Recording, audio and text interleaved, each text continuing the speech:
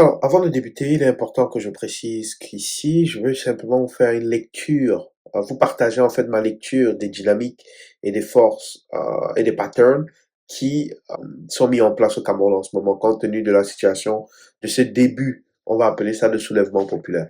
Euh, je ne recommande rien, je ne suis pas là pour recommander quoi que ce soit, je donne juste un avis et une lecture de des dynamiques possibles. Par contre, il est important que je souligne que l'incompétence de ce gouvernement est tellement criante qu'elle va mener le pays vers une forme d'implosion. Si ce gouvernement veut le désordre, évidemment, il le trouvera, ce désordre-là. Malheureusement, dans la vie, il y a des mouvements, des mécaniques, des mécanismes, lorsqu'ils sont enclenchés, on ne peut pas les retenir. Parfois, quand le génie sort de la bouteille, on ne peut pas lui remettre. Ça, il faut le garder en mémoire. Premièrement, ce que vous devez savoir et intégrer, c'est que parmi les forces de sécurité du Cameroun, il y a des éléments de ces forces de sécurité-là, des factions. Et il y a des factions qui sont pro-peuple, qui en ont marre de ce système et qui adhèrent complètement aux demandes du peuple parce que soit leurs familles sont là-dedans, soit ils vivent eux-mêmes cette précarité-là. Évidemment, de l'autre côté, il y a une faction de l'armée qui est profondément corrosée, corrompue, nuisible pour le développement de ce peuple-là, qui torture des Camerounais, qui va torturer les Camerounais, et surtout, c'est cette faction qui serait la première à utiliser les balles réelles contre les manifestants. Donc, ne soyez pas gênés de vous battre contre ces derniers, parce que cette mauvaise faction de l'armée, ces pommes pourries de l'armée camerounaise, ne représentent pas non seulement toute l'armée camerounaise, mais sont les ennemis du peuple camerounais et sont des ennemis de l'armée camerounaise. Ça, il faudrait qu'on le garde en tête et qu'on garde ça en perspective en tout temps. Deuxièmement, permettez-moi de vous faire un état des lieux des forces en présence. J'ai déjà fait une vidéo là-dessus, mais c'est bien de rappeler au Cameroun et au peuple camerounais qu'il est plus puissant qu'il ne le pense, qu'il est plus fort qu'il ne le pense, et que son avenir est plus dans ses mains qu'il ne le croit. Surtout que le développement, le changement qu'il a besoin est à portée de main, parce qu'en réalité, il est supérieur. Mais écoutez ma vidéo jusqu'à la fin, je veux vous amener à le comprendre. La police camerounaise, officiellement, disons selon les chiffres de 2009 à 2012, son effectif, on parle à peu près de 2000 policiers par 100 000 habitants. D'accord? Admettons même qu'en 2025, il soit 5000 policiers par 100 000 habitants. Je pas un problème, soyons généreux. La gendarmerie camerounaise ne dépasse pas 25 000 hommes.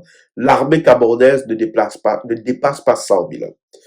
Soyons pessimistes. J'ai une hypothèse. C'est-à-dire qu'il y a un tiers de bon grain.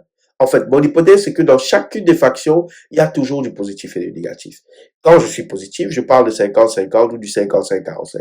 Mais quand je suis négatif, je pense que quand je suis pessimiste, j'y vais avec un tiers de bon grain des forces de défense et deux tiers du mauvais grain des forces de défense. C'est-à-dire, on a à peu près 400 000 policiers qui seraient pro-régime et 200 000 policiers qui seraient pro-peuple. On a 13 000 gendarmes qui seraient pro-régime, 9 000 gendarmes qui seraient pro-peuple. On a 67 000 hommes et femmes, évidemment, pour l'armée camerounaise pro-régime et 33 000 hommes et femmes de l'armée camerounaise pro-peuple. Ça, c'est à peu près le ratio que j'utilise. Certains buvards d'entre vous vont venir me dire, oh, oui, tu as oublié le beer, le beer. Le beer fait partie de l'armée camerounaise. Mais je vais être généreux. Je vous donne même que je leur rajoute le beer, hein, comme si ça change quelque chose. Par contre, gardez en mémoire qu'une armée est le reflet de son état-major. Un état-major corrosé, corrompu, hautain, arrogant sera reflété dans leurs troupes. Le BI a été incapable d'éliminer à peine 2-3 000 bandits, comme eux ils appellent dans le sud-ouest. Donc, ça aussi, il faut le garder en mémoire. Puis, ce que vous devez savoir, c'est que l'allocation massive des ressources de défense vers le BIR a créé beaucoup d'insatisfaction dans l'armée. Parce que le reste de l'armée a été sous-financé, sous-équipé, sous-payé. Ça, je ne mets même pas en considération l'arrogance du BIR, les humiliations créées par le BIR, qui se croit supérieur aux autres éléments de l'armée. Donc, il y a beaucoup d'insatisfaction au niveau de l'armée. Et puis, parlons même du BIR. Lui-même, il n'échapperait pas à mon ratio de 1 tiers, 2 tiers. Et le BIR, pour votre gouvernement, c'est à peu près 5 000, dans l'idéal 7 000 hommes. Mais en moyenne, le chiffre qui sort souvent, c'est 5 000 hommes. Donc, avec mon ratio, mon hypothèse de 1 tiers de bon grain, 2 tiers de mauvais grain, on aurait 2300 hommes du BIR au service du peuple et 4 700 hommes du BIR au service du régime. Donc, ça vous donne une idée. Donc, ça vous donne une idée des forces que vous avez dans un coin du ring en ce moment. Dans l'autre coin du ring, vous avez la révolution du peuple. Je dis révolution du peuple, mais je dirais révolution potentielle du peuple. Potentielle, pourquoi? Parce que je la conditionne au soulèvement massif de toutes les personnes déterminées à faire déguerpir ce régime. Par personne déterminée, je ne dis pas tout le peuple. Il y a une faction du peuple qui est beaucoup plus déterminée des autres à faire partie de ce régime. Et si elle atteint une masse critique nécessaire très rapidement, le régime sautera. Le peuple s'enflammera. La majorité va simplement suivre. Mais surtout, ce qui est très important, c'est que si on a un nombre suffisant de personnes qui sont dans les rues, qui se révoltent contre le système, ça va automatiquement enclencher la faction militaire pro-peuple, qui va, elle, se soulever pour défendre le peuple. C'est très important que vous gardiez en mémoire. Très, très important. Donc, dans l'autre coin, je vous parlais du peuple camerounais, c'est-à-dire la faction du peuple camerounais qui est déterminée à se soulever. Le peuple camerounais représente environ 30 millions d'habitants. Donc ça, c'est l'adversaire de à l'appareil de sécurité. Si on prend uniquement des 30 millions, on prend juste des 18 à 35 ans.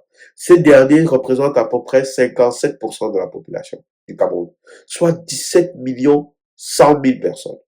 Reprenons mon ratio un tiers, 2 tiers. Mais dans ce cas-ci, on dira un tiers de ceux 17 millions sont déterminés à faire tomber le régime.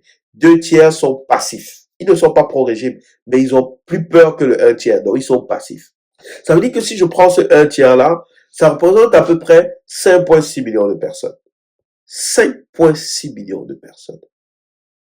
Donc 5,6 millions de jeunes de 18 à 35 ans qui en ont marre et qui sont prêts à aller jusqu'au bout pour faire déguerpir ce régime.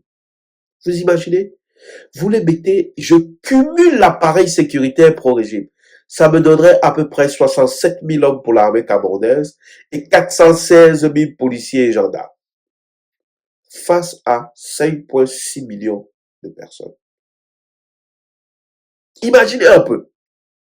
Donc vous avez dans un coin du ring 5,6 millions d'individus déterminés qui veulent en découvrir. Et dans l'autre coin, vous avez 483 000 forces de sécurité. Ce qui vous mettrait un biais. Mais ce que vous devez savoir, pour que cette victoire soit claire, il faudrait qu'au moins la moitié du 5,6 millions descende dans les rues. Au moins la moitié. Parce qu'au-delà de la pression forte que ça mettra sur le régime, ça donnera le courage aux alliés du peuple dans les forces de sécurité, armée, gendarmerie et police, pour se rebeller et supporter le peuple en plein jour. Parce que vous devez comprendre, pour eux, le prix à payer est beaucoup plus élevé que pour les simples citoyens. Le simple citoyen qui se rebelle, il va se faire torturer, se faire fouetter, et il va finir en prison. Et il sortira dans 5, 10 ans si sa famille cotise. Mais pour un soldat qui se rebelle, c'est la mort. C'est la peine de mort. Donc, il est tout à fait normal qu'ils attendent de voir une masse critique de personnes sortir pour qu'ils soient rassurés de pouvoir être dans le bon chemin, dans le bon combat, dans le bon mouvement pour la libération et enfin s'exposer en plein jour, exposer en plein jour leur soutien au peuple. Mais au vu de l'incompétence de ce régime et de son état-major, pendant que leur attention présentement est dirigée vers le nord et potentiellement Douala et Yaoundé, les mouvements de ras-le-bol se déclencheraient à l'ouest, au sud, à l'est et voire même au centre. Et cela créera plusieurs fronts, ce qui augmentera la probabilité de défaite du régime. Si plusieurs fronts sont créés, cela va automatiquement doubler ou quadrupler la probabilité de défection du régime. Je vous rappelle que ces chiffres que je vous donne, c'est en tenant compte de l'étendue du territoire. Ça veut dire qu'il y aura des zones sans résistance militaire ou policière. C'est garanti. Parce que ces derniers seront principalement concentrés dans les grandes villes, Douala, Yaoundé, Maroua, peut-être Garoua et un peu de Bafoussam. Puis, et Bafoussam évidemment, puisqu'il y a une grosse caserne dans le coin. Puis, en déplaçant ces mouvements de contestation vers les grandes régions, les mouvements de contestation et de rébellion prendraient plus d'ampleur à l'extérieur des grandes villes. Et lorsque ces derniers-là se déplaceront vers les grandes villes, ça prendra automatiquement les services militaires, de police, de gendarmerie pro du régime en tenaille. Puisque vous avez un mouvement de protestation qui vient de l'extérieur.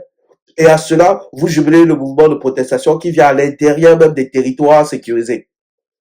Les forces seront prises en tenaille.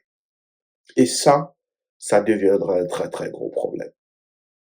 Et je vous rappelle encore une fois que l'état-major actuel a été incapable de résoudre la crise que nous avons seulement sur deux fronts, nord-ouest, sud-ouest. Et cette crise a moins de 10 000 personnes dans le camp adverse. Et moi, je vous parle de plus de 5 millions d'habitants. Ils ne pourront pas régler la crise sur 5 fronts. Et tout dit tombera. Parce que même à Yaoundé, même dans leur propre village. Les gens en ont marre. Alors, ayez foi en vous. Des sacrifices, il y en aura. Organisez-vous. Parce que vous êtes plus fort et plus puissant que vous le pensez. Et qu'en réalité, dans la perspective globale, dans le schéma stratégique général, il n'y a pas d'adversaire. Et le seul adversaire au peuple, c'est le peuple lui-même. La seule personne qui va vous faire échouer, c'est vous-même.